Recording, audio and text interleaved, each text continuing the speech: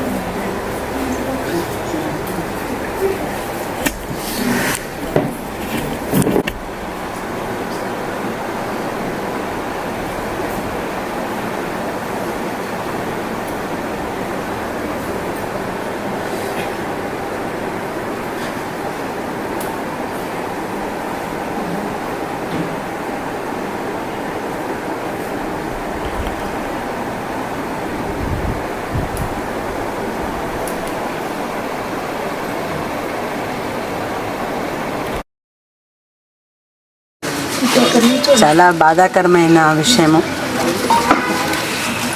మనము జాకీర్ భయ్యాని కోల్పోవటము అంటే చాలా విచారకరమైన విషయము. రాష్ట్ర మైనారిటీ కార్యదర్శిగా పనిచేశారు. తర్వాత నెల్లూరు నగరము 42, 43కి క్లస్టర్ ఇన్ఛార్జ్గా పనిచేసిన జాకీర్ అని ఎప్పుడూ అనగానే తమ్ముడే గుర్తొస్తాడు.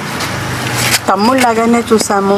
అదే రకంగా వాళ్ళ ఇంటికి ఇక్కడ ఆహ్వానించినప్పుడు కూడాను ఒక సోదరిగానే ఆహ్వానించాడు తప్ప ఏదో ఒక రాజకీయ నాయకుడికి సంబంధించిన ఒక ఫ్యామిలీగా నారాయణ గారి భార్య అట్లా అని కాకుండా సొంత అక్కని ఎట్లాగైతే మనము ఇంటికి పిలిచి ఎట్లా చూసుకుంటామో అదే రకంగా ఇంటికి ఆహ్వానించడం జరిగింది. నేను ఇక్కడికి రావటం జరిగింది. ఇది 4-5 సార్లు వచ్చున్నాను. ప్రతిసారి కూడా అదే రకమైన ప్రేమతో ఇంటి కుటుంబ సభ్యులందరూ ఆహ్వానించడం జరిగేది.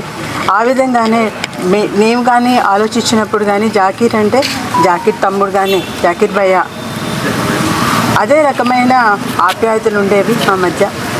ప్రతి డివిజన్లో ప్రతి ఇంటింటికి తిరుగుతూ మనము ఎలక్షన్ ప్రచార సమయంలో కూడాను ప్రతి ఇంటికి తీసుకొని వెళ్ళి వాళ్ళని పరిచయం చేయటం కానీ, వాళ్ళ గురించి చెప్పటం కానీ, నా గురించి వాళ్ళకి చెప్పటం కానీ, ఒక రకమైన బాండింగ్ డెవలప్ చేయటంలో కానీ తనది చాలా ప్రత్యేకమైన పాత్ర. రంజాన్ వచ్చింది అంటే జాకీర్ గుర్తొచ్చే వ్యక్తుల్లో జాకీర్ ముందుగా మైండ్లోకి వచ్చే భయ్య. కార్యకర్తగా అతని యొక్క సేవలు ఎంతో గుర్తించదగినవి. జాకీరు లేడు మన మధ్య అని తెలిసిన వెంటనే చంద్రబాబు నాయుడు గారు కూడాను, సీఎం చంద్రబాబు నాయుడు గారు కూడా ఫోన్ చేసి పలకరించి ఫ్యామిలీ మెంబర్స్కి తన యొక్క ప్రగాఢ సానుభూతిని తెలియపరిచారు. అంటే ఆయన యొక్క సేవలు ఏ రకంగా గుర్తించబడ్డాయి అనేది మనకు తెలుస్తుంది. మన మధ్య భౌతికంగా లేడు జాకీరు, కానీ ఇప్పుడే ఇంట్లో కుటుంబ సభ్యులతో, వాళ్ళ బాబుతో, తర్వాత వాళ్ళ భార్యతో తర్వాత వాళ్ళ అన్నగారితో, తర్వాత మిగిలిన కుటుంబ సభ్యులందరితో, వాళ్ళ సిస్టర్స్ అందరితో కూడా మాట్లాడి రావటం జరిగింది. ఒకటే చెప్పాను, జాకీర్ మన మధ్య లేని జాకీర్ని మనమైతే తీసుకురాలేము, కానీ అమ్మ మేమున్నాం, నారాయణ సార్ ఉన్నారు.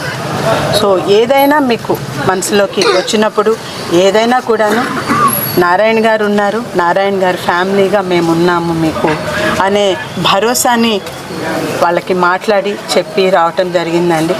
లేకపోవటం అనేది చాలా బాధాకరమైన విషయము. అతని యొక్క ఆత్మకు శాంతి కలగాలని నేను చాలా హృదయపూర్వకంగా దేవుణ్ణి ప్రార్థిస్తున్నాను.